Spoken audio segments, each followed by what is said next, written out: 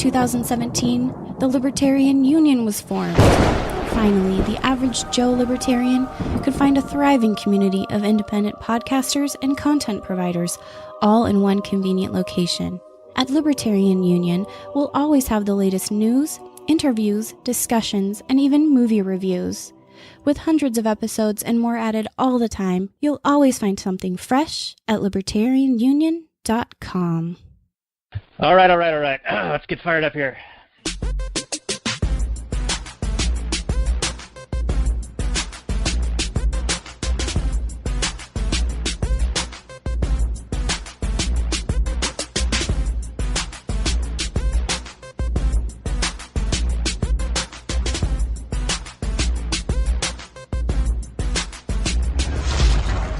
Maximum freedom. Read. Stay on target. Maximum freedom. Stay on target. Maximum freedom. Read Rothbard.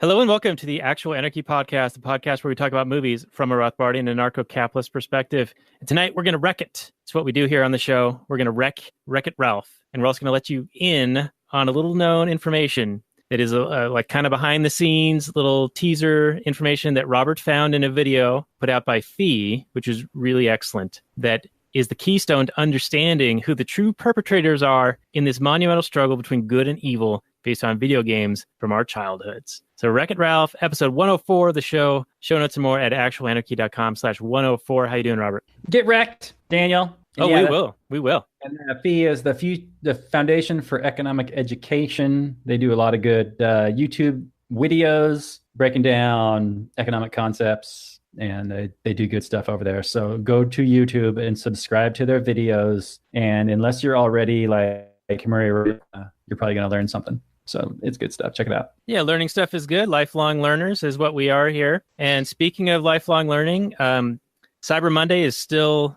right around the corner. And right now, the Tom Woods Liberty Classroom is on sale for the lowest prices of the year for the master membership. We'll throw in a few bonus extras like the readitfor.me membership and a few other things. And so you can find that at actualanarchy.com/deals. So the landing page with all of the special deals that are going on through the entire shopping, Black Friday, Cyber Monday, extravaganza, gross glorification of consumerism, just all the worst things in the world, all happening at once. It's totally oppression for everyone because there's so much abundant choice and opportunity for you to get things that you want for less than you would normally pay. So it's totally horrific. It's a nightmare scenario. You're living through your worst possible couple of days here, but I urge you to make the best of it and save some scratch. Well said. Yeah, do that. And if you feel like it, maybe support some of your favorite podcasts to keep the lights on. Check us out. Yeah, we could even use more lights because on the video feed, I can't see me very well. So I could use more lights over here, I think. No, yeah, you're very gray. Gray lives matter. I'm like NPC level. Yes. I mean, you're like that anyway, but yeah, even more so on video. Yeah, well, thank you. Thank you. You're welcome. So what do you say we get into the Last Nighters portion of the show, and then we can get into the conversation on Wreck-It Ralph because the new one is out in theaters. So it seems timely to discuss. Shall we? Yeah, get wrecked, Daniel. Do.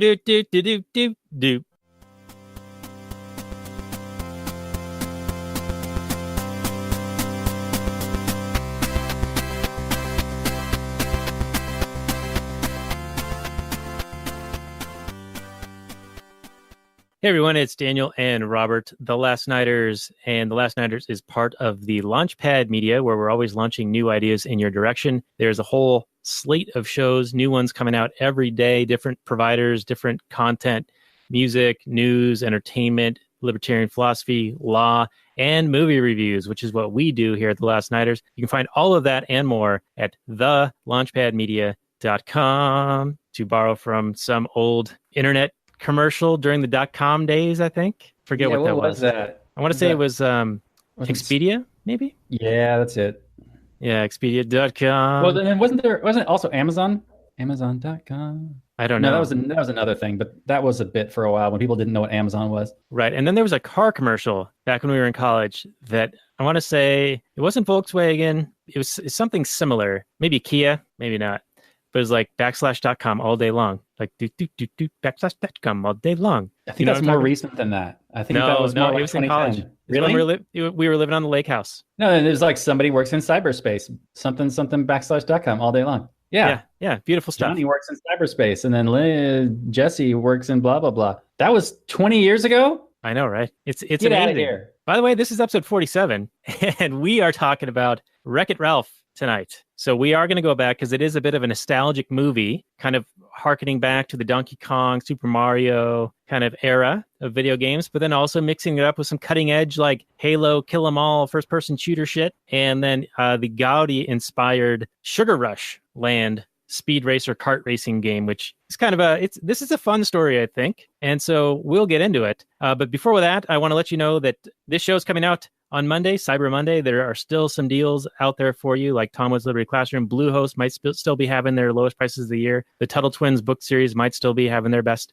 prices of the year. So do check it out at lastnighters.com/deals. We got a landing page with all the stuff. If you buy on our links, you will be supporting the show. You will keep the lights on here. And also, you'll get good stuff as a part of the deal. So, everyone wins. It's mutually beneficial trade. That's what's happening here. And more than one person gets improvement. You both do, and so do we. So it's like a three-way. Yeah. So, episode 47, lastnighters.com/47. Here's the Google description for Wreck-It Ralph. Wreck-It Ralph came out 2012. It's a fantasy science fiction movie. Says it's listed at 2 hours here. 7.7 on the IMDb, 72% Metacritic, 87% Rotten Tomatoes, and 95% of the Google users like it. The description is, arcade game character Wreck-It Ralph, played by John C. Reilly, is tired of always being the bad guy and losing to his good guy opponent, Fix-It Felix, played by Jack McBrayer. Finally, after decades of seeing all the glory go to Felix, Ralph decides to take matters into his own hands. He sets off on a game-hopping trip to prove that he has what it takes to be a hero. However, while on his quest, Ralph accidentally unleashes a deadly enemy that threatens the entire arcade. Directed by Rich Moore, this is a Disney/Pixar effort, I believe, right? Is this a Pixar one or just straight Disney?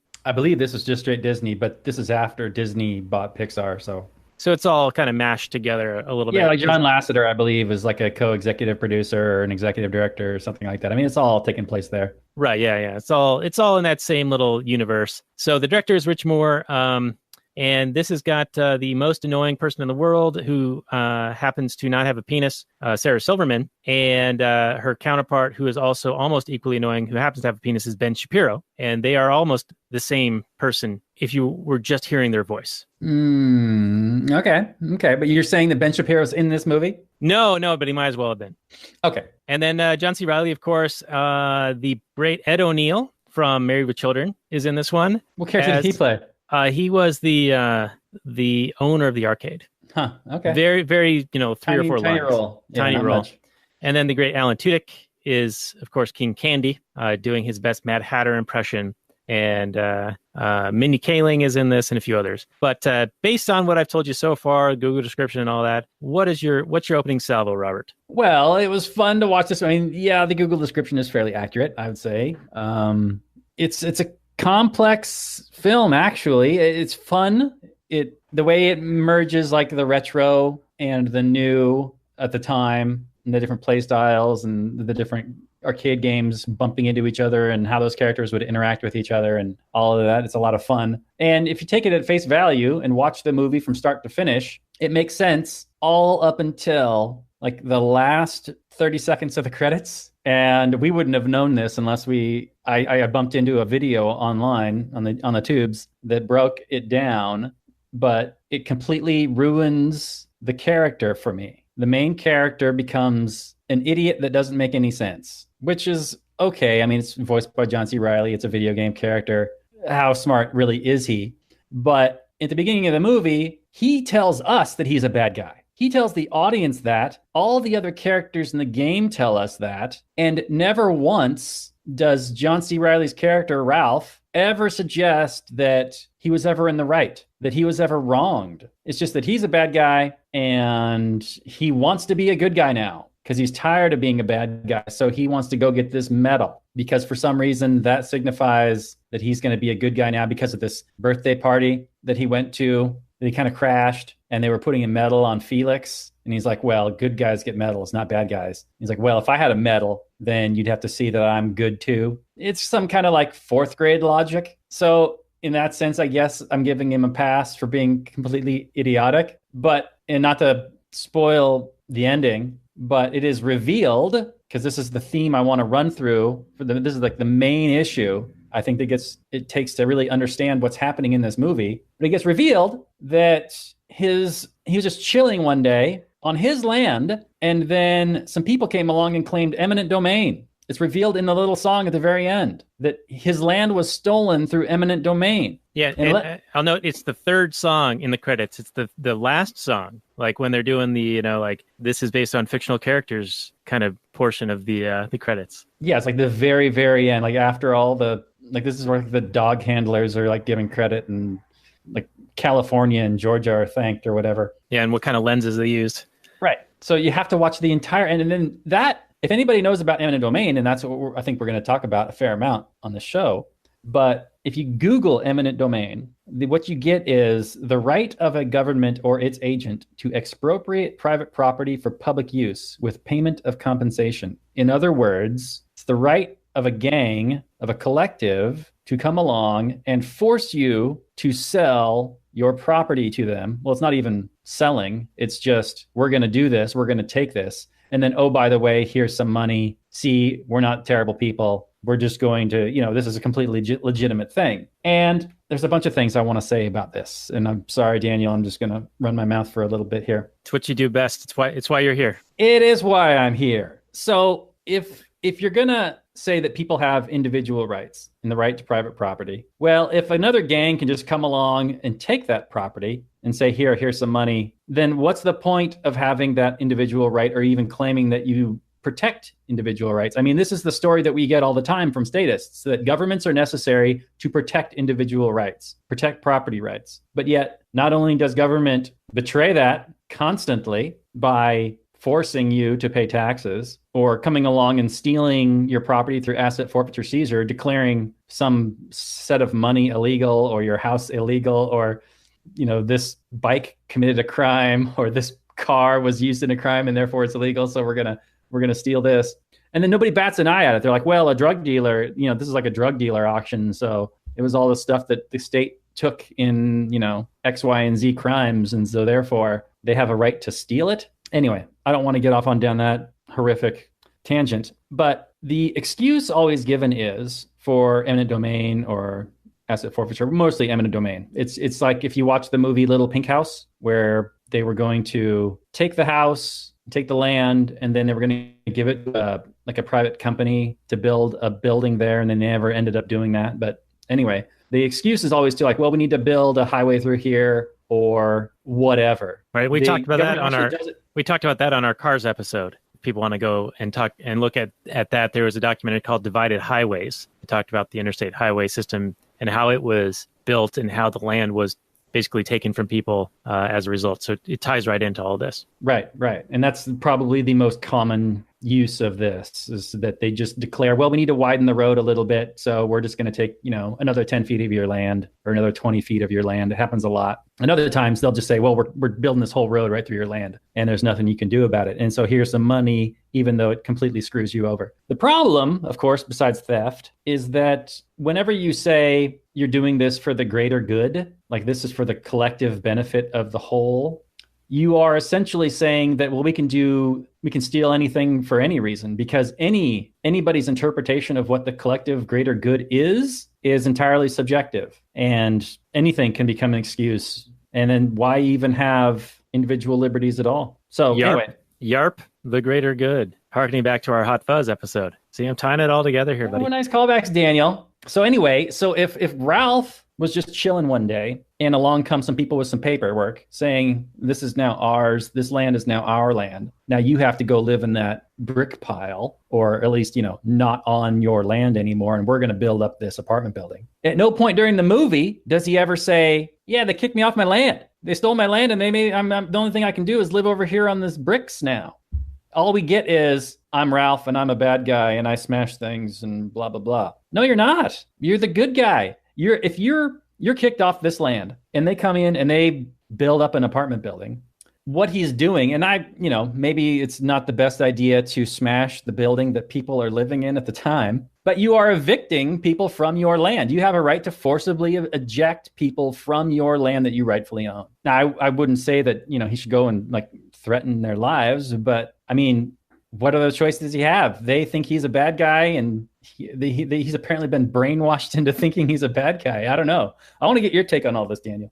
Well, there's so many ways to take all of this, but I'll try to break it down into a couple of different areas. Number one is you said that he's not the brightest guy around, and I would tend to agree with you. So I wonder if he's the type of person who would be easily manipulated and start believing what he's told, like, oh, you're the bad guy. I'm the bad guy. I guess I'm the bad guy. So they're, able to manipulate him into becoming the character they want him to be, or program him, if you will. Because remember, this is a video game, right? So this is like the whole NPC thing. He is programmed to be the bad guy. The fact that there's this eminent domain situation and this backstory is not really material to the game itself, but it is in the story of the movie. And so I find it a bit of going a bit beyond, like, if he's just programmed to be the Donkey Kong of the game, and Fix-It Felix is the Mario of the game, and that's like end of story, then you don't need this eminent domain situation. You don't need him being manipulated into thinking he's the bad guy. But because they have, it's like a Disney movie, they've got lives outside of,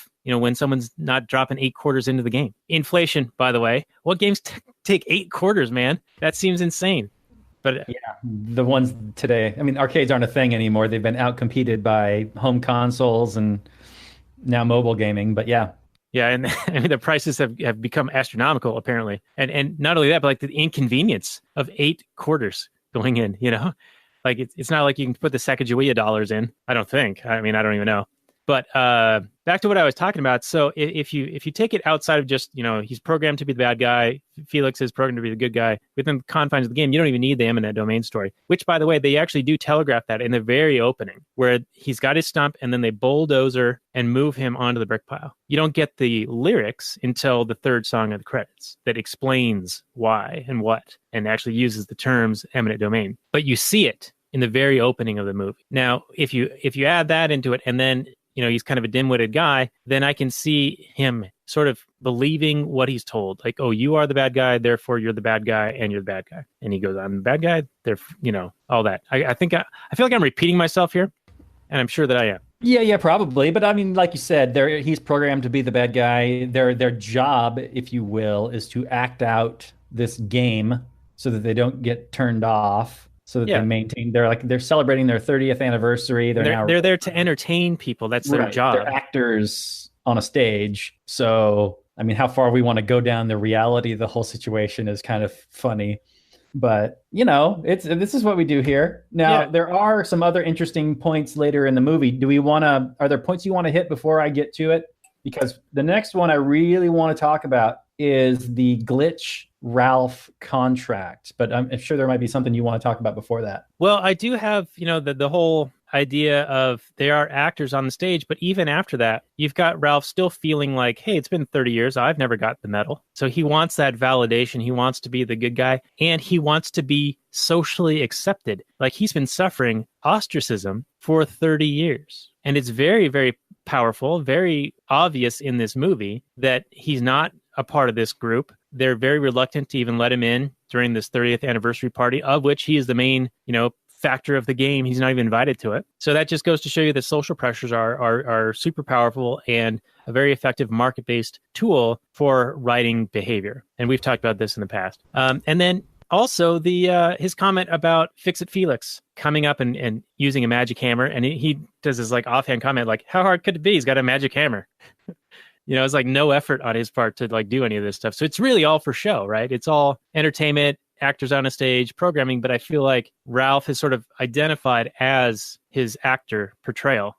Yeah, I think in order for us to, as an audience, to really be on board with what the movie's all about, we have to identify him as the protagonist with his own agency and not just as an actor playing a part. I mean, you have to be on board with his emotional hurt to be on board with his quest for redemption and to get the medal. Now, I had issue with some of his actions he took, so I'm wondering how you felt about him. As the protagonist, I support his quest for validation, even if it is this arbitrary, superficial thing of getting this medal, which even if you showed up with this medal, you're like, hey, I got a medal. And they're like, great, how did you do it? Who gave you that medal? Oh, no, I snuck into this machine and took it.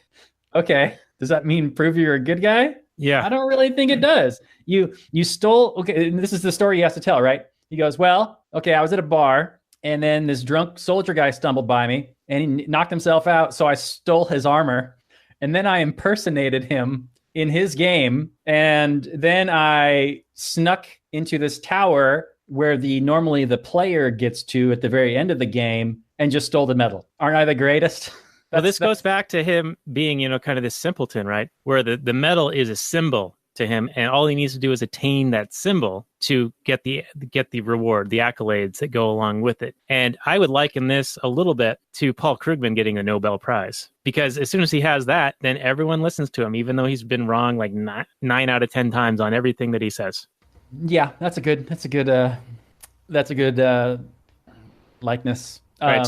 I have a question for you before we move on, because it's related to his opening narrative here. He says, it's hard to love your job when nobody seems to like you for doing it. So my question to you is, do you recall a video that Steph Molyneux made about 2 years ago that said cops need to be supported by the public in order to do what they do? Sub-question, Mises, and I think even Rothbard made the point that governments can only remain in power so long as they can maintain the illusion or having the people supporting them being in power.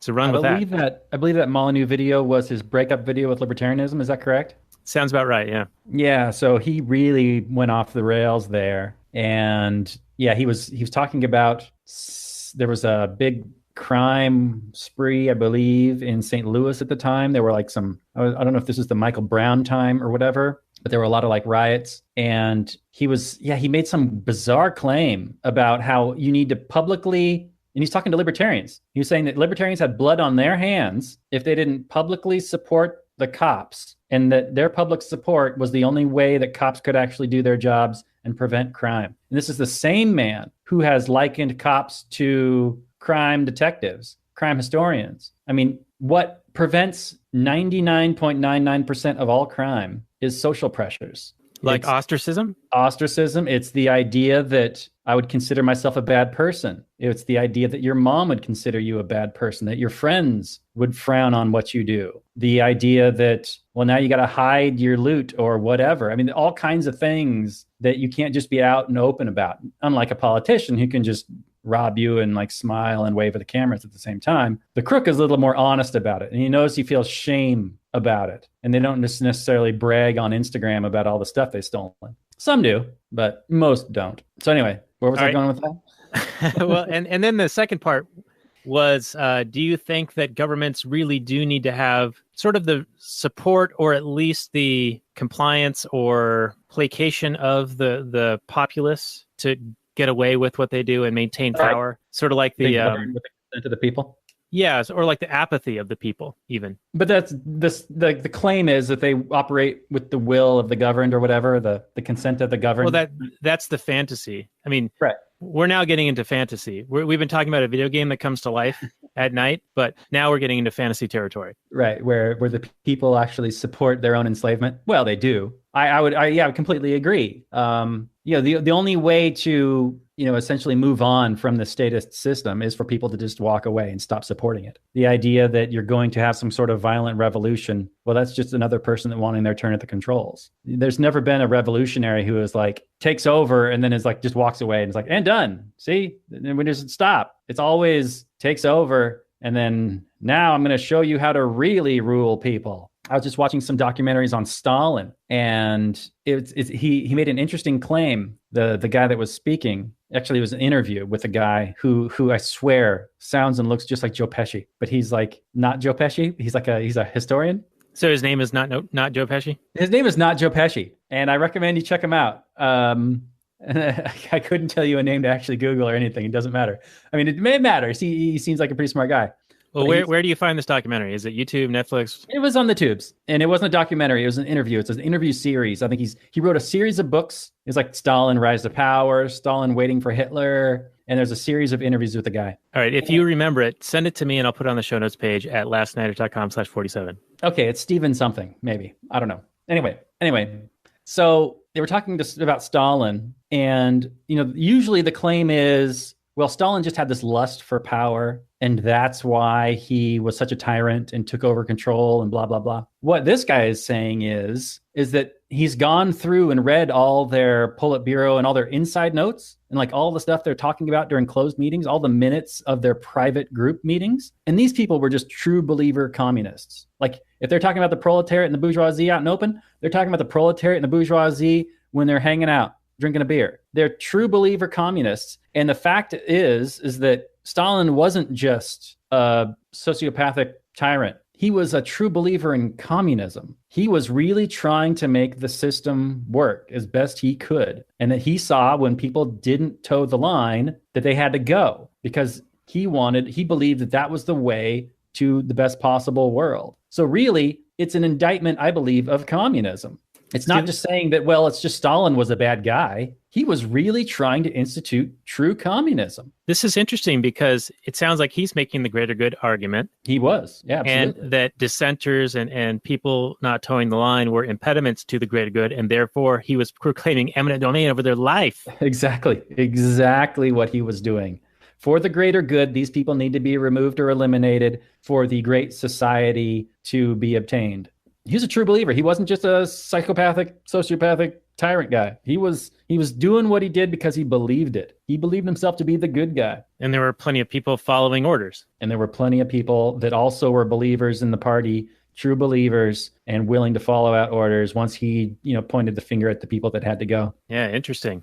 Yeah. That all ties together. And I have another note about Ralph wanting to win the medal, and it sort of ties into this. He wants that medal to prove that he's good and to get out of the terrible living situation that he finds himself in. And when I saw that, I was thinking that's why a lot of people might join the military. If they're living in rough areas with very little prospects, like regulations and high minimum wages and union legislation and things like that are preventing them from getting a job and improving their lives on their own. They're going to run into some recruiter somewhere who's promising them all this stuff. Says they will join up here. We'll give you a bonus and a GI Bill, pay you for college. We'll train you. We'll do all the stuff, fly you around the world, and that seems like you're proving your worth to society into this area that gets all this respect, right? We just had Veterans Day, which used to be Armistice Day, which actually was meaningful. It was a day of peace, the war or the day of the war to end all wars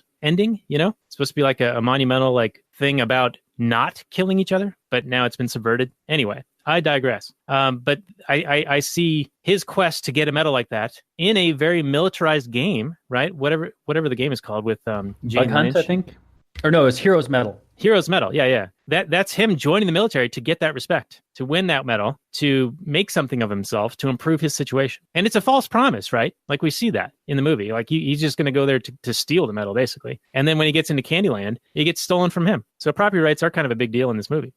Yeah, what did you think about that? I mean, Sarah Silverman steals it so that she can enter this race, but Ralph is like, hey, that's mine. And at first it seems like, well, she's just stealing it for no reason. But then we find out that she wants to, but who cares what your intended use is? Like, even if I'm going to rob you and I stick a gun in your face and you give me your $20 and then I walk away and it's like, oh, don't worry about it. I'm donating this to charity. Is that going to make you feel better? Well, that's taxes. But I think this situation is more akin to, I've got a great tip on a race and I'm going to steal your money. I'm going to bet on the horses. And when I win, I'm going to pay you back your money. Yeah. And even if you win, and even if you pay me back, you're still a stealer. You're still a thief, right? You still stole, even if you do repay it, because you did it against my permission. You did not have my consent to do this. My body, my money, my choice, right? Right. But Sarah Silverman did not see it that way. She was like, hey, I was going to give it back to you once I won the race. I don't see what the big deal is. Jeez, what are you upset about? Yeah. So, that's not a good lesson for the kids. Not a good lesson for the kids, Daniel. I know. My kids did watch this, and they did enjoy it. And by the way, we're doing this because the new movie, Ralph Breaks the Internet, is out in theaters now. I don't know if we mentioned that earlier, but this is timely. Timely. Okay, so then there's another interesting point where he's chasing after her. She has grabbed his medal, and he's chasing after her. And he's getting covered in candy as he's running after her. But he catches up to her at the race. And while he's chasing after, he starts smashing up the grandstands. He's turning them over, and people are getting thrown away and all that sort of thing. And then King Candy comes on the like microphone and is like, "Don't worry, folks, we'll fix all this up. Don't worry about it." But it sure seems like it's Sarah Silverman who's the fault for this damage. I mean, who would you put this damage at the feet of? Who is responsible for paying back and fixing this damage? Wow. So I'm trying to remember exactly what you're talking about, because if Ralph is chasing her, but then using wanton disregard for other people's property and lives, then that's kind of on him. Like, he's going above and beyond what is proportional to the aggression against him. Like, if he's going to go around murdering people and destroying random people's property to try to get his medal back from someone who stole from him, that's a bit too far. Okay, too far for Daniel. All right. But what... I mean, sure, she initiated this situation. And I think, I think in legal terms, like if someone's like robbing a 7-Eleven and then someone gets shot, even in someone's acting in self-defense and accidentally shoots a bystander, it's still the perpetrator's fault, even if the defender accidentally shot someone, because they committed the initial crime that set the events in motion. Right. So that also is protection for the cops who chase after somebody in like a high-speed chase. And so then they're chasing after somebody in a high-speed chase, but then the cops like crash into other people, other innocent people. That damage is placed at the foot of the person they're chasing. And I think that also would be going a bit too far. Like, you're putting other people at risk. Like, there's a certain like balance, I would imagine, of what is the risk of if this person gets away versus what is the potential harm that you're putting all these people at risk. Right. Like as far as your standard operating procedure or your programming, right? Because in Hero's Duty, when Ralph's going kind of AWOL or turbo, they call it, they say, stick to the program. So then back to my original question, you would put some of the blame on Ralph and then some of the blame on Glitch? Is it a 50-50? I mean, I'm just gauging your opinion here. I'm not asking you to be the judge, jury. Well, I think that he could have caught up to her without destroying and potentially murdering people. So, yeah, I think that was a bad choice on his part. Okay. So how much is her fault and how much is his fault? Is it all his fault? Is he supposed to just stand back and say, okay, you can go ahead and hide underneath these grandstands forever? I just can't seem to get at you. Well, I don't know. I don't know, man. It's a video game / movie, And you don't want to judge it? That's fine. When did video games become so violent and scary? Come on. Forever ago. Some of the very first video games. All right, asteroids? I don't know. You're just like shooting asteroids, blowing things up all the time. Well, flattery, don't charge these batteries, civilian. All right, I wanted to ask you, the random security check in the Surge Protector, the TSA style check, and did you bring your fruit back? Mm-hmm. They're profiling him, right? Like, that's sort of the joke. Yes, but he's terrible at his job because he obviously doesn't see the cherries that he's holding behind his back. Right, and lets him go, and then he gives it to the poor begging Qbert characters. Yes, which I thought that would be sentimental for you, because I remember your old man playing Qbert all the time. Oh, this whole movie is full of sentimental stuff. I don't remember all the references now, but yeah, there were all kinds of fun little references and nods to old video games. So much that, I mean, like in the bad guy support group. I loved that. That was awesome. Zangief and Satine. You had them, and then you had what's his name from Mortal Kombat with a metal arm and face and stuff. He was like ripping people's heads off. Hearts out. Kano. Kano. Okay, and a zombie. Yeah, you had all kinds of fun stuff. So it's a big nostalgia trip. I wonder if the kids that are watching it today have any idea who these characters are. Probably not, but maybe some.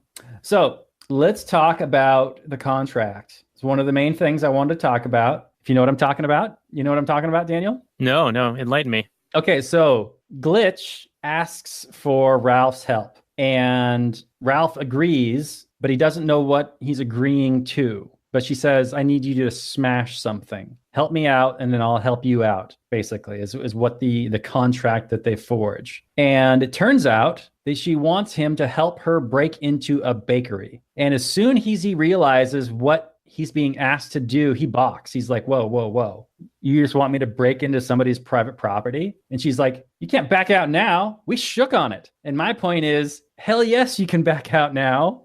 That contract was immediately invalid as soon as it was formed because it involved the property of a third party whose consent you did not obtain. So in order for a contract to be valid, all parties with property involved need to agree to it. Except for the social contract, Robert. I just want to bring up a big exception to your argument here. Daniel's joking. Daniel is joking. Yes. So you're right. Yeah. If you don't like it, leave. It's on me to leave. So anyway, she acts as if the contract were valid, and Ralph, being the simpleton, was like, oh, okay, I guess we shook on it, so I guess I have to do this now. Now I have to, commit this crime and destroy this property, which is not the case. Yeah, he was dumb to agree to it before he understood all the terms of the contract, but once he learns that it involves the destruction of a third party's property, he can back out. But she knows that he's willing to do that already because he did that with the grandstands. True. Yeah. He's hiring a mercenary here. Yeah, maybe he doesn't care. Maybe it's just all about smashing other people's stuff. He's going to wreck it. That's what he's good at. Well, it is established that he wrecks other people's stuff. But, when that people's stuff is on your property, I think you have a right to wreck it. How you like them apples? Maybe to an extent. It sort of reminds me of rent control buildings where they don't let you increase the rent. So the landowner stops making improvements, and then they are considered slumlords. But why would they make improvements on property if they actually do want to incentivize people to leave because they're underpaying? Like the landlord's not making any money as a result of renting up these government enforced prices. You follow me? It's one of my big gripes with the otherwise brilliant show Daredevil on Netflix, because they make the land or the property owner, the slumlords, the most evil person in the world. Because in the court cases with Murdoch, he's like going after with all these little old ladies who are getting kicked out of their homes where the water doesn't work and the heat doesn't work and all that stuff. Yeah, that's a terrible situation, but that's because of government intervention, screwing up what people can do with their own property.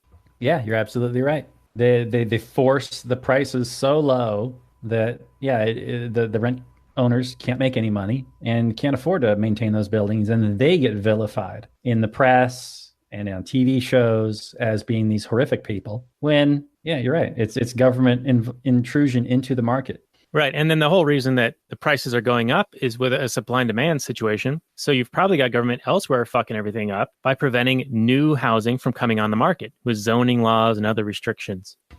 Yeah, people like rent control when it's benefiting them. They're in this nice new building or whatever, and it's like been maintained for as long as it has. But then rent control comes in, and it's good for a while, and it's good for a little more while, and a little more while, and then but a little less so. And then 20 years later, you look around, and you're like, this place is a shithole. Why isn't anybody fixing this place up? Oh, it's because I'm paying 25 cents in rent. Oh, okay.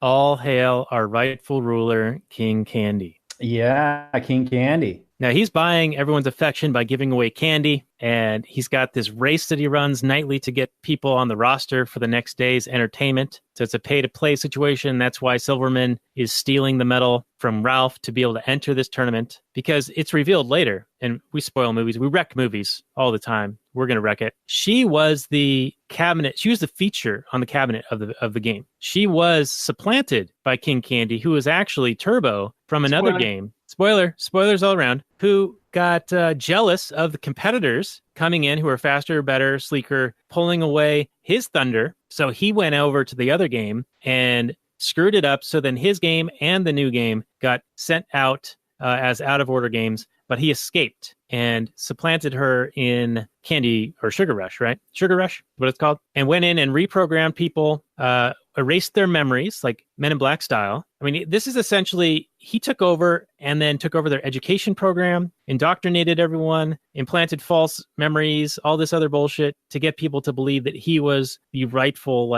lead character in this game. Yeah. And then at one point he goes, the hardest part of being a king is doing what's right, no matter what. And that's always a funny line, because that would be impossible for a king to do. Regardless of what you think a king is actually somebody who rules by force. And it's actually impossible for them to do the right thing other than, abdicate and declare it all a sham anyway. Yeah. Now, what did you think of his argument? And we're sort of skipping around a little bit, but Silverman's a glitch. And his point is that if she wins a race, then it will break the game, right? And then they'll shut the game down and she can't leave, so she'll die. Right. And that was ultimately BS because he was just acting out of self-preservation. Right, but it is a compelling argument, and Ralph bought it. He bought it because he's a moron, as we've said throughout this entire movie. And now, I agree that that's a somewhat compelling argument. Like when it was originally stated, I was like, okay, that makes some sense. Like if you're going to play a game and it's all glitching out, and they showed it earlier. They showed some kind of glitchy stuff going on with Ralph's game, Fix It Felix. And they're like, oh, this game needs to be serviced or whatever. We're going to put this sign saying it's out of order. That's somewhat to the truth, but I think it's more likely if the glitch can be exploited. I mean, there are people who play video games that you can only glitch. There are speedrunners who can play a game of Super Mario Brothers in like, I don't know, 10, 15 minutes. Maybe it's more than that. It's less than that. Maybe it's more like 5 minutes or something like that because they institute glitches. There are hackers, go through walls and whatnot. Yeah, they do wall hacks and, weird jumps. And they get outside of the game and exploit, glitches. And they love that. There's a whole group of gamers who just live to exploit glitches and determine what the limits of the software are and to break them and, get some new record on how quickly they can beat that game. So I thought it was a compelling argument to a certain extent, depending on the level of the glitch. If the glitching ruined the game to the point which the game was unplayable, okay. But if it's just a competitive advantage where you can glitch through walls, then are you kidding me? Everyone's going to pick that character every time. Right, because at the end, she maintains her glitch ability and she uses it to her advantage in the races. Right. And then the human players doing that do the exact same thing at the very end also. Right. Now, before she gets Ralph to break into the bakery to make the new car, she had already built a car previously, and she was able to enter the race or was attempting to enter the race, and all of the other bratty little candy characters were being mean to her, making fun of her disability, right? Her glitching, ostracizing her, being little bitches to her. I know, language, right? Language. And they assault her and destroy her property. And this just reminded me of high school girls, Yeah, it was. It was a brutal batch of bullying, and it kind of reminded me of, I don't know if the movie was trying to be a little SJWE and showing that these people are bullying her just because she's different and she didn't choose to be born a glitch and she's, a perfectly good person and how dare they. I was with you in that's her property. They have no right to destroy that. You can say what you want, but don't attack me. But yeah, it's absolutely bullying and an assault on her private property for sure. It's aggression. And it is, true justice if they are held to account for that. All right, another one I want to talk about a little bit is the donut cops.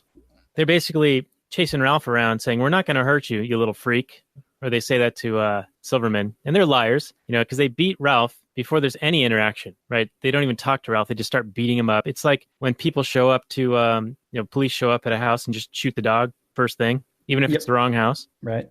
And then they tase him. They tase Ralph. It reminded me of the Don't Tase Me, Bro from the John Kerry speech 15 years ago. Right. No, I did appreciate that. I mean, if you're going to, if you're on the left, you tend to look at the cops as out of control, crazy people, maybe racists. And if you're on the right, maybe you tend to defend them a little bit too much. And I can, see both arguments. I tend to fall on the side of cops are out of control and, they're immorally enforcing immoral laws is where even if Stalin, they believe they're doing the right thing. Right. Like when we talk to Mance and he says I have no sympathy for order takers that, follow immoral orders. I mean, they're just, I can't sympathize with you. And you can't just say, hey, I'm just following orders. Nuremberg defense doesn't work on me. Even with all the indoctrination and propaganda. Even with all the indoctrination, you are still an adult. You still have self-ownership. You have the hopefully mental capacity of an adult. Ralph does not. And Ralph does not, but you should, as an order taker, you should recognize that you are performing immoral actions and course correct that ass immediately. Right, but I would imagine that most people do not. I mean, most people are blue-pilled, right? Most people don't see the state for the violence that it is. And they got paychecks that require them not to see that. Right, exactly. And education systems that are put in place to reinforce the the goodness of the state. They've got media, entertainment, news, all of these things that reinforce the goodness of the state. History books are all about the goodness of the state for the most part. I find it difficult to break out of that and see it for what it is. I think it's a rare person that can do that. I agree. I agree. It's unfortunate. And so that gives me a little bit of sympathy towards, they know not what they do is evil. They do it anyway, thinking that it's good. And I think it's Larkin who says like some of the most horrific atrocities are people who have good intentions and think they're doing the good thing, the right thing. Right. Like Stalin thought he was doing the right thing. And sure, he had to killed tens of millions, but he's doing the right thing. Right. And I think you've made this argument in the past where he's really just giving advice to people. I mean, they're orders, but people can disobey orders. But it's the people who are the order followers doing these things that are actually committing the acts themselves. Right. If Hitler wasn't the chancellor of Germany, if people didn't like revere the position, the office, the badge, he's just some guy shouting at people. And then what? And then you don't have any of these problems. You're just like, you're a crazy person. Why do I have to follow you? Why should I do what you say? I own myself. Fuck off. Yeah, but I do think it takes some effort to get to that point, to be able to like see it from the perspective of right and wrong and what really is right and wrong. Like we taught it when we're 2 years old. Right, but then ever since then right? We're propagated. Yeah. It gets obscured. Yeah. Propagandized. Yeah. So, it's a selfish man who's a mangy dog chasing a cautionary tale, Robert. What the hell? What was that? That's a line from the Jane Lynch character. I thought it was pretty clever because she's mixing like 2 or 3 metaphors together. Nice. I did enjoy the Jane Lynch character. She was pretty good. Yeah, and the Jack Breyer character, McBrayer, he's pretty good too. Yeah, no, I had a question about him and her, actually. Ooh.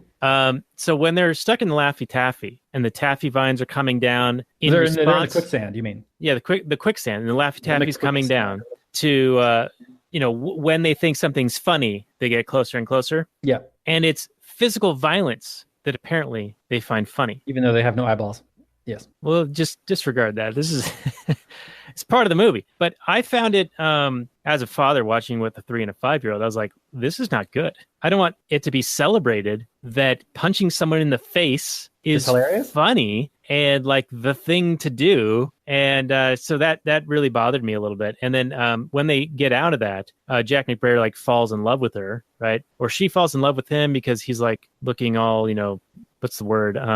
Noble or whatever, like heroic for saving her. Yeah. With his quick wit. He's carrying her and they're flying through the air. Right.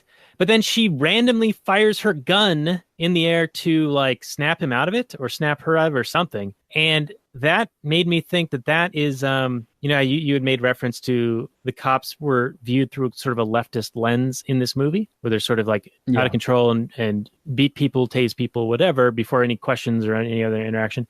I felt like they were doing that with Jane Lynch as any gun owner. Like, oh, gun owners are off the handle. They'll just shoot their gun wildly in the air and have no regard for anyone else. That didn't occur to me, but I could see why you would think that for sure. Yeah. I mean, she ends up saving the day with her gun, not necessarily saving the whole day, but she saves some lives with that gun. All right. Yeah. When they're trying to fend off the what are they called again? Thingamajigs. I don't know. The bugs. The bugs. We're going to do bugs again when we do Starship Troopers. That's going to be a good one. We're doing our part. We are. We're doing our part. Yeah. So that'll be coming at you in a couple of weeks here. There was one other thing I wanted to bring up that's related to this. Without a princess, who's going to lead us? Oh yeah, that's the key question at the end there. Oh, so when Ralph won the Hero's Duty Medal, they gave him this long speech about history will long revere your courage and sacrifice, blah blah blah. It was like a bunch of bullshit. And Jane Lynch buys into all of that, right? It's all the patriotism, rah rah rah, total indoctrination stuff. Yeah, well, she's a gunnery sergeant or whatever she is. Yeah, true enough. What else do we have here? I got police are King Candy's muscle, so his enforcers. So similar to what you said, King Candy can't do much of it on his own, but only through having his enforcement arm, these order followers, that he can actually initiate or perpetrate physical violence against others. Right. Now, I don't know how much his reprogramming went into their own will or their own self, ownership or what have you. I can't say. Or are they just believing that they need to be ruled, and therefore we're going to follow these orders as lickspittles? I don't know. No, up, down, left, right, BA, select, start. Just BA, start, not select. But yes, the Konami code was in there. I appreciated that. That was fun. Yeah, that was pretty badass. Get 33 lives or something like that. What did you think of Ralph torturing that little sour green ball guy? All right, refresh me on that. I don't quite recall it. So this is towards the end, and Ralph finds the green ball guy. He's like the butler or whatever. The heralder or whatever, like the announcer. Yeah, and he like starts asking them questions, and the green ball guy is like, I'm not going to tell you. And so he sticks him in his mouth, like he's threatening to eat him. He's like, how many licks would it take to get to the center of you? Oh, right. Yeah. Oh, man, that's a tough one because, I mean, he is a gobstopper or a now and later or whatever you call him. Whatchamacallit? Gobstopper? Yeah. Never any gobstopper, maybe? Maybe. I don't know. Some kind of sour ball, candy ball, something. I mean, that's like his purpose is to be eaten. He wasn't happy about it, so I don't think it was. But he was also, he trapped Fix-It Felix. Yes, he did. So he was an enforcer for the king. So, I mean, he's the bad guy. He's one of the bad guys doing the bad stuff. Right. So are you giving Ralph a pass on that? It's like whatever you got to do to get the information out of him? Well, I mean, I don't think torture is an effective extraction method. But, in the case of this movie, sure, I'll give him a pass. I mean, he's done a bunch of bad stuff, for sure. Yeah. He's not a perfect protagonist in this movie at all. But he really just wants to not be alone, right? I mean, he just wants community and friendship, and he's doing whatever he can to get it. Right, but he never learns. Like all the things he's doing, he's just given a pass for doing. At no point is he ever told what he's doing is wrong. And at no point does he ever go, oh yeah, the way I was doing, how I chose to go about doing this, was wrong. He's like, the way to win this and the way I'm going to get accolades is to wreck things. And that's how he ultimately saves everybody, is by wrecking the Mentos volcano. See, I'm going to disagree because I think he does come to a realization after he destroys Vanellope's car and then goes back to Niceland and everyone has moved out because Felix has gone looking for Ralph because Ralph went turbo. I think he does come to the realization that he did do the wrong thing, that a lot of people's lives were irreparably, changed as a result of his actions and people like following up, trying to find him. Well, I would agree that he learned that lesson, that he left his arcade game to abandon his other people in his arcade game, and that might have been not great. Yeah, and what was the turn that got him to like Vanellope then? Because he threw his medal at the screen, and then he had the little one that she had made for him that said "My Hero." And Right. When my daughter, my 5-year-old, saw him throw the first one and then pull out the second one, she's like, "Oh no, don't throw that one. Your friend made that one." Aww. That made me tear up a little bit. That jerked some tears for me, but that's because it's my kid. Well, so you mean why he started liking her in the first place is when he saw that she was getting bullied? Well, yeah, but he went to Nice Town or Niceville and then decided to go back to help Vanellope. So what was the thing that made him decide to go back?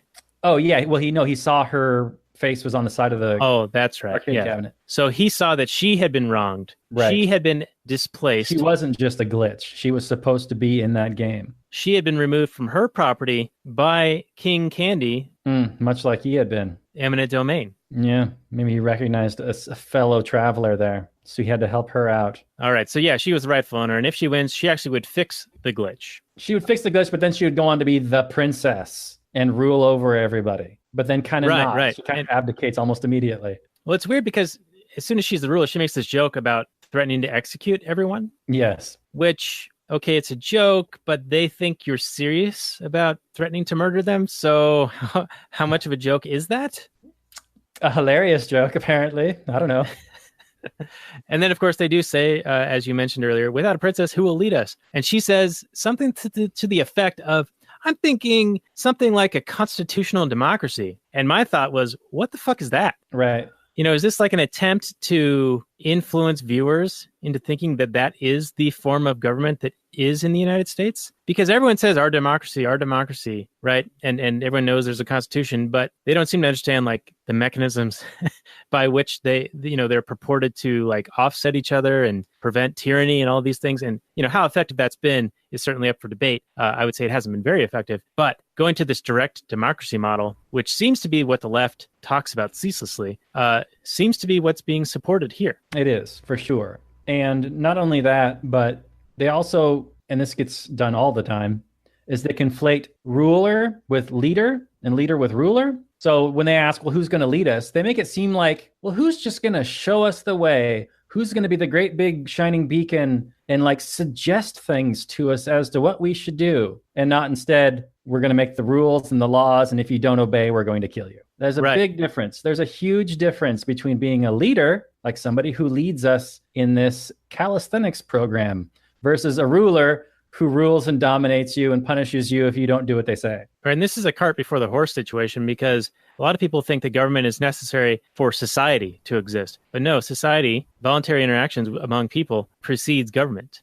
So when they ask, who will lead us? I change the question in my mind to, how will we reproduce without rape? And her suggestion is, we'll just try a different position. Yeah, we'll just have a different form. It's going to be totally different. Totes, guys. And I know it's a kid's movie and whatever, but yeah, that kind of throwaway line did really bug me. Right. And of course, the right answer is that the individuals ought rule themselves. Right. And that would have been a much better answer. What do you need a ruler? We're just racers on a racetrack. What do you need to be told to do? I don't know. All right. So the last note I have is that Ralph finally realizes at the end that he doesn't need a medal to tell him that he's a good guy. And he's right. So his whole quest to get this medal to prove to have some sort of symbol that represents being a good guy is a false quest, an unnecessary quest. And I can't hear you. All right. A little bit of technical difficulties, everyone. We'll be back in just a moment when Robert figures this out. This is the live stream. And I think he can hear me, right? Yeah, thumbs up. You can hear me, but I cannot hear you. Maybe try the... there. Yep, I can hear you now. You can? Yes. I did not do anything. I muted and unmuted the microphone, which shouldn't have done anything, but okay. It's a glitch. It's been glitched. All right, so he doesn't need a medal to tell him he's the good guy. That's my final note on this one, and take it away. We go into some final summaries and reviews in a moment. Okay, yeah, so he doesn't need a medal, which seemed to be a fairly obvious character arc for him, since his original quest was fairly ridiculous and childish. Hey, I need this medal to prove that I'm a good guy. Clearly, it seems like, I guess I don't need that. So at least he did learn something, but when it's so obviously dumb, it's kind of eye-rolling a little bit. But it's still a decent movie. I thought the acting was pretty good. The voices were all pretty good. The animation was fine. The storyline wasn't terrible. Anytime you have two characters who shouldn't be friends and become friends, is even as obvious as the writing seemed to be for me. It still hit all the right notes, even if it was a little bit paint by numbers. So I really enjoyed the nostalgia. All the references were fun and cute. It was kind of clever the way they kind of blended it all, and it was a unique story, even if it was a fairly paint by the number story. I mean, the setting was unique in that sense. But overall, not my favorite Disney movie, not my favorite Pixar. I'm glad we did it. It was good enough for this show. It had some interesting things to talk about. I'm glad we could bring some good, solid economics to the discussion. So I'm going to give this movie a 6.8. Not the best, but not the worst. Just about average, just maybe a little bit above average. So I'm hearing that the Wreck-It Ralph 2 reviews are really strong, but those are also early critic reviews, and they always pick out the best possible, things to say about a movie. So who knows? All right, 6.8. I think I'm going to go a little bit higher. And it might be because, I watched this movie maybe 6 months ago, and then again just the other day in preparation for this show, and watched it with the kids, and they really resonated with it, and that was fun to see. Now, they probably didn't have, the same, like the bank of history for that nostalgic factor to hit, but they were on like the friendship angle and the ostracism stuff, and then the social interaction and the wanting to belong as part of the Ralph story. And that really hit with them. So, and I think that plays pretty well. It shows how ostracism is a very powerful, social functions are very, very strong. I think that the animation was beautiful. The voice acting is great. I really enjoy John C. Reilly. The movie just overall is quite good. And I'm going to go with an 8.1 on this thing. I actually am interested in seeing Wreck-It Ralph 2, though I'm going to wait till after it's out of theaters because we're cheap over in this household. But because we watched this movie, I actually got so much nostalgia. And because it's Black Friday coming up here, or just passed as we are releasing the show, but recording it before Black Friday, I just confused myself. There was a deal on a PlayStation 4, so I picked one of those bad boys up for the kids. And by that, I mean for me. So, but there's a Paw Patrol game that they're going to play, and there's a Cars, like Pixar, Cars 3 racing game, because they like the Cars movies as well. We did Cars a ways back on this episode, where we also talked about eminent domain, as we mentioned earlier. So yeah, pick that bad boy up. $199. Are you out of your mind? With the Spider-Man game, which gets rave reviews. And so if that deal is still available, check it out via our Amazon links on our site at lastnighters.com. Show notes and more, lastnighters.com/47. So this has been our episode on Wreck-It Ralph. And I think we're going to come at you next week with a bit of a treat. We are going to have the Anarchist Mom, who will be launching a podcast soon. No pressure, Anarchist Mom. But she wants to talk about one of her favorite movies, The Lord of the Rings. And we're going to cover the trilogy in an episode next week. So that will be a lot of fun. Lord of the Rings on The Last Nighters next week with Anarchist Mom. So any final comments, Robert, before we move on down the road?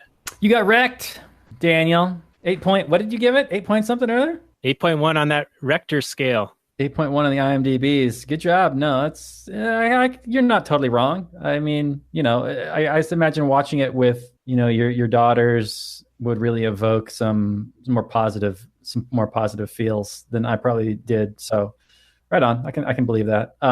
Thanks for listening, everybody, to another episode of The Last Nighters. It's been my pleasure speaking with you, and we'll catch you out on the next episode. If you want to check out some teas, buy some teas on TeePublic. Go to tpublic.com/Trubster for some, if you want to support the show, and get yourself some styling gear to wear for the holidays, or make some gifts. Do that. That'd be great. Keep the lights on. We'd appreciate it. Yeah, we're doing that gifting time. So that's tpublic.com/Trubster, TRUBBSTER. And we will have that on the show notes page and more. We also have a deals page, lastnighters.com/deals. So check that out for the Cyber Monday deals. They're still sticking around. I'll even put the link to Trubster at TeePublic on there as well. So check it out. And I will say good night from last night. Thanks for joining us, everyone.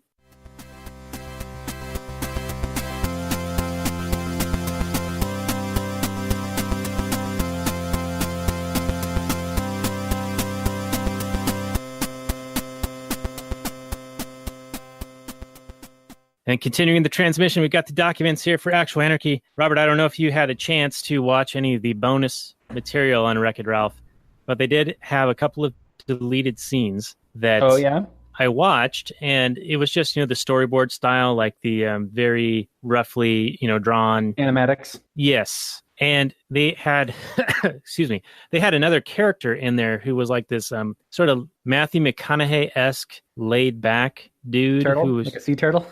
No, he was like a human, or at least drawn as a human type figure. But he was all like, "Oh, don't worry about it, man. Oh, you just need to decompress, and oh, you need to come to this what do they call it? It was a different video game that he went to relax, and it was like a social network type game where it's just beaches and sunshine and popsicles and tacos, and everyone's going good, good, good. It's all good, man, and like.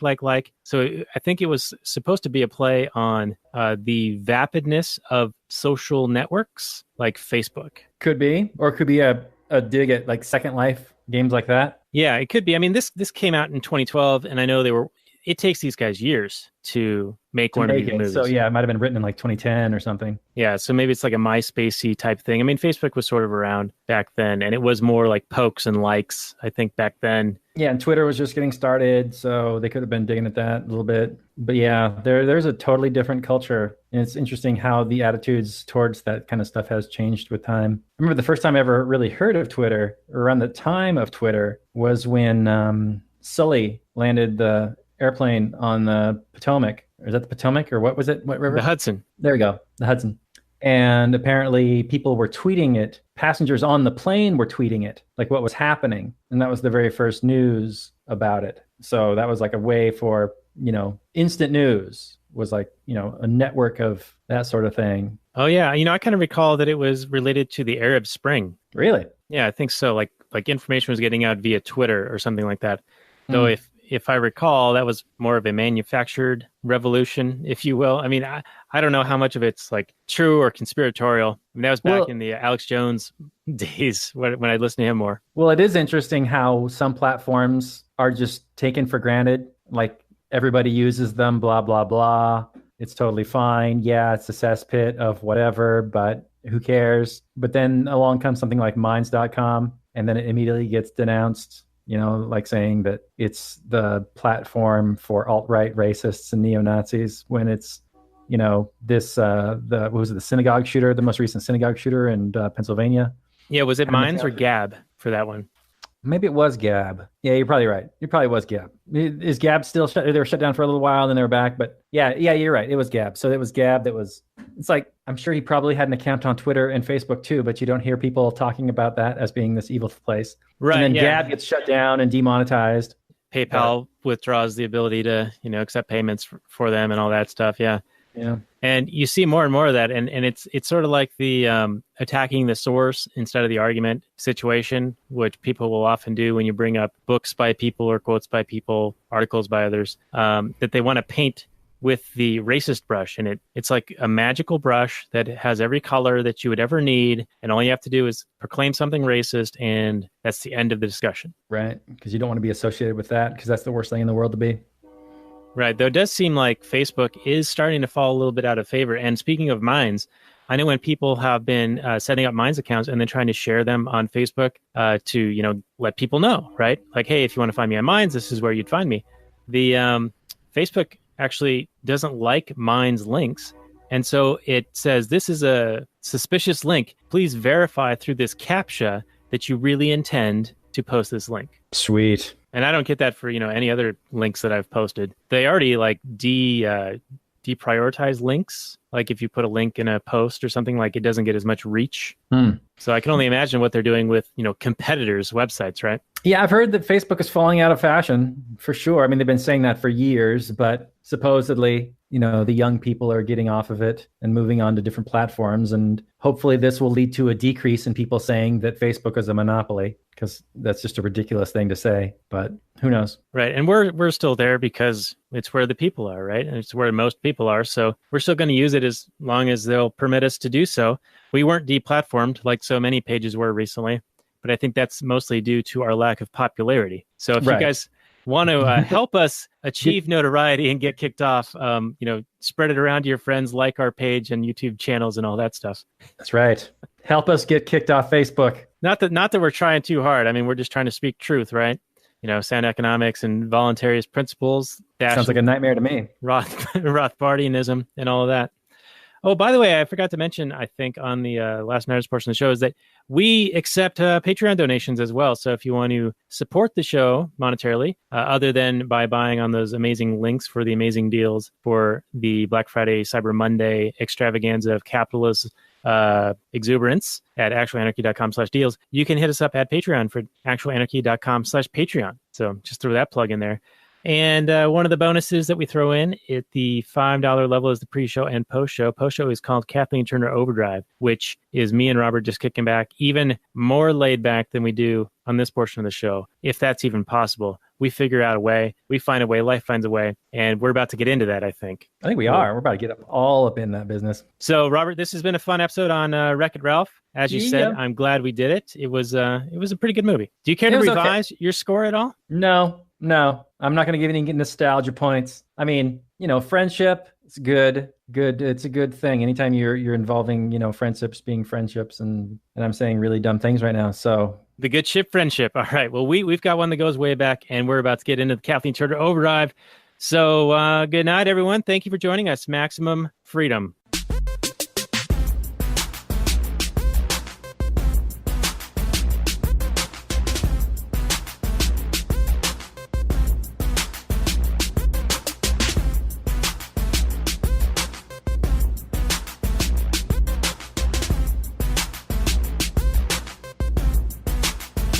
The Chipmunks. CHIPMUNK. We're the Chipmunks. Guaranteed to brighten your day. Do do do do do do do do do do do.